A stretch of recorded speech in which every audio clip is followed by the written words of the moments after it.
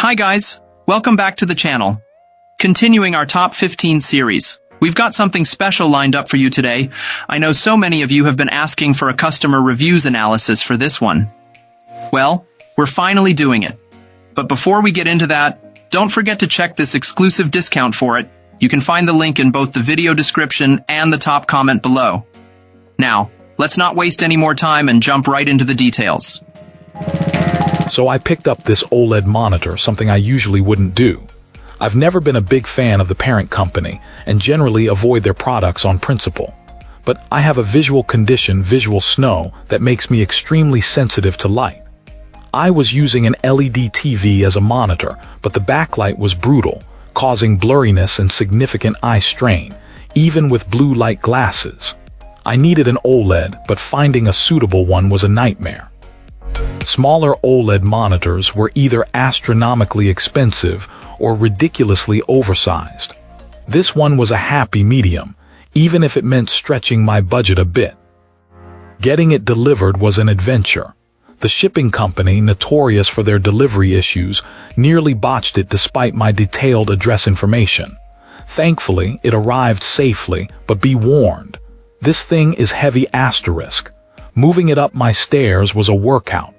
The packaging was cumbersome, far more so than my experience with even larger but lighter TVs. The assembly was a breeze. The hardest part was attaching the stand's feet. Speaking of the stand, wow. It's incredibly robust, possibly over-engineered, but in a good way. It's so solid it feels like it could double as a self-defense weapon. While its heft might be a concern for some, particularly those with weaker surfaces, it guarantees the monitor remains stable and balanced regardless of adjustments. The integrated cable management system is also a welcome addition. My desk setup is usually a tangled mess, so any help in that department is greatly appreciated. A VESA mount is included if the stand proves problematic. Connectivity is decent.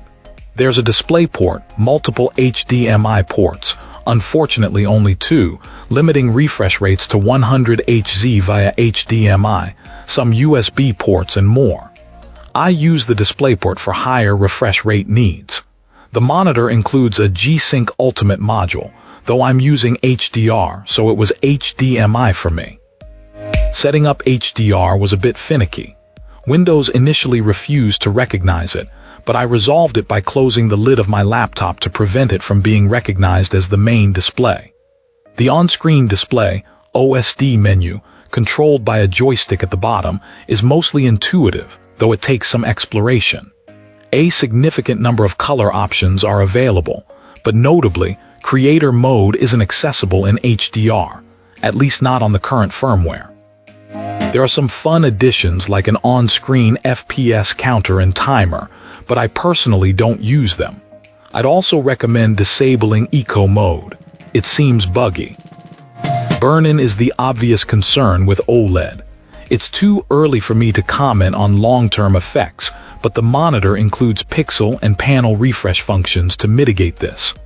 Pixel refresh requires a 7-minute downtime every 4 hours, while panel refresh is a more occasional, longer process. Both are helpful but interrupt usage. The RGB lighting is customizable and it includes Alienware Sync, but I don't care much for RGB.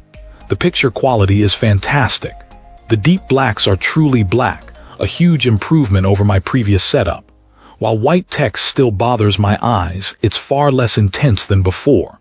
I didn't perform any rigorous color accuracy tests, but from what I've read, the brightness claims are accurate, though it may not maintain peak brightness as long as others. Should you buy this monitor? If you have visual snow and can afford it, absolutely. It won't cure the condition, but it significantly reduces eye strain. Even without visual snow, it's a high-quality monitor that's worth the price. While I'm not a fan of the parent company's other products, this monitor really impressed me. It also apparently comes with a 3-year panel exchange program from the manufacturer for burn-in issues, though I can't personally vouch for that.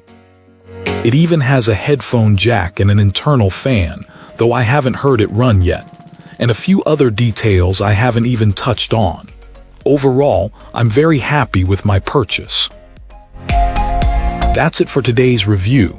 If you enjoyed the video, don't forget to like and subscribe for more content like this.